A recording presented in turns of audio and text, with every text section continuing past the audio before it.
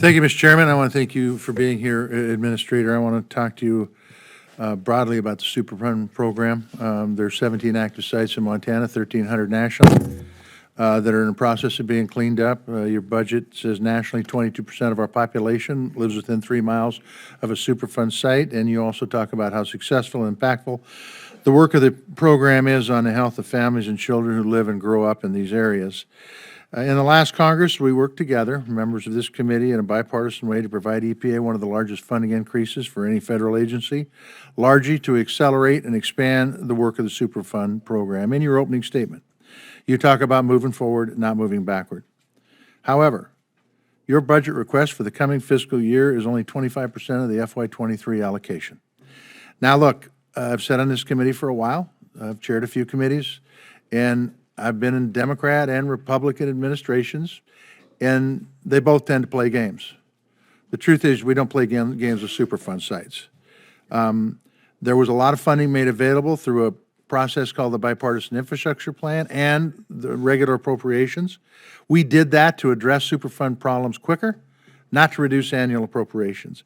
Can you explain to me how the hell you can justify a 75% decrease from last year, because we haven't had a 75% decrease in Superfund demand?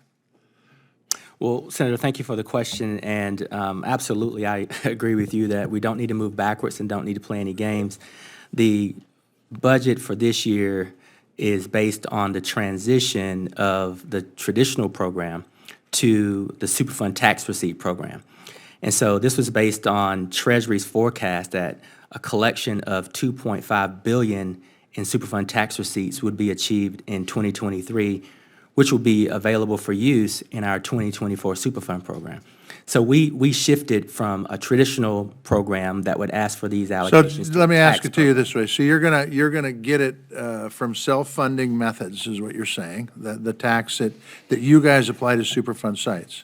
Yes. So your overall top dollar figure that you're gonna spend on Superfund cleanup this next year is going to be as high or higher than what you spent last year? Predictions would say that it's going to be higher than what we did last year, which is why in this budget we're asking for a few more staff that we can keep going. I appreciate that. Yeah. And we're going to hold you accountable to it. Okay. Administrator Reagan, I want to talk specifically about waste-in-place remedies for Superfund sites. We've got a lot of these sites in Montana. Butte, Smurfit-Stone, there are others. I can tell you that a lot of folks in these communities and across the state are really concerned about waste-in-place remedies. Last year, when you testified before this committee, I discussed this issue with you. I sent you a detailed letter outlining my concerns about this remedy. Guess what? I didn't get a response. So we're going to start again, okay? Can you tell me how community members concerned about waste-in-place remedies can raise concerns with your agencies and receive honest answers, and answers that don't come from the corporation that's responsible for the waste-in-place in the first place? Well, number one, we should definitely get you that response in a much quicker time, and we'll do that. I'll circle with staff. Even a response period, not only in quicker time, I didn't even get one, okay? All right, point taken. All right.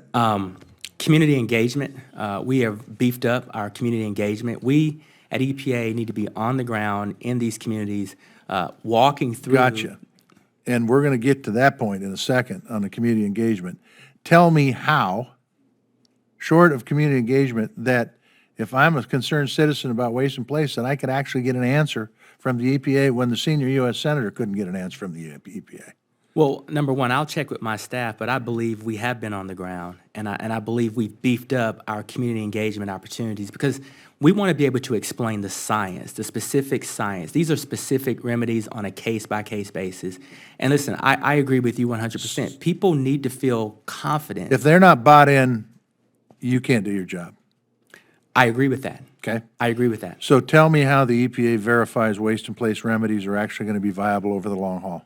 Well, number one, we believe and stand by the science in the waste in place, right? Number two, we have to explain that. So where's the science coming from? Well, number one is from the programs, the Superfund program. We have some of the best. Okay. We have some of the best scientists and the best remedial experts in the world. Does it include feedback from universities?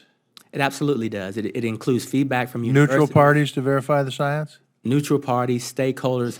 I'm not saying that we take all this information in, and no, we don't take everybody's advice 100% because we're the experts. Does the verification include things like test wells that are being drilled and sampling that's being done, and how flood mitigation is being planned for?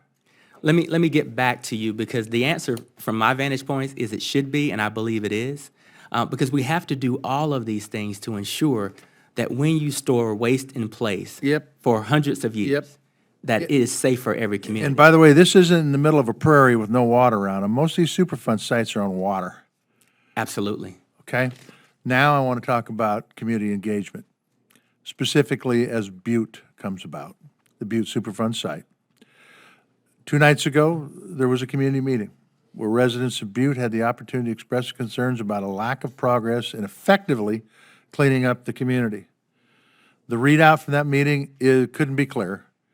Folks in Butte are frustrated with the process, and that is being kind when I say just frustrated. I'll be blunt. Mr. Administrator, you need to fix it. You need to make sure this agency is listening to folks on the ground. If it's happening in Butte, it's happening everywhere. I'm going to tell you, I could read you the news report from that meeting in Butte. There was nobody that stepped up and patted the EPA on the back and said, you guys are doing a good job. If they did, it was never reported. And quite frankly, you've got, and this has been going on a long time, man. I mean, Butte wired this country in copper, and it created one of the largest, if not the largest, Superfund site in this country. And you've got Butte, who's an incredibly resilient community, that are really sick and tired of being jacked around. And so I need your commitment that we will do, you will do, your people under you will do, the people in the communities, the people in the region are going to do their best, not only to listen, but to react to what they're hearing. Could I get that? Absolutely. Absolutely. And our people came back from that meeting in the 1st of May with that feedback taken to heart. So we're prepared to engage, and we are engaging, So Senator. I just want to tell you, this has been going on for a while. I mean, like a long time, like before I got here and even longer. And I don't think the EPA has done a good job of listening to people for any time in that period. And now, you know, because there's 2 ways to listen. You can listen and ignore, or you can listen and take that feedback and try to do something positive for the community. That's what I want you to do. Well, and let me just, in defense of the staff, right? I'm proud of this staff. And let me say, before the $5 billion from the bipartisan infrastructure law, which we really appreciate from you all, this program was underfunded just like every other program. And so our ability to do outreach and tend to all of these Superfund sites all across the country. We are way over, but I'm just going to tell you something. The Forest Service came in and talked about underfunding. We fixed that. We're moving forward. We're not moving backward. I agree with you.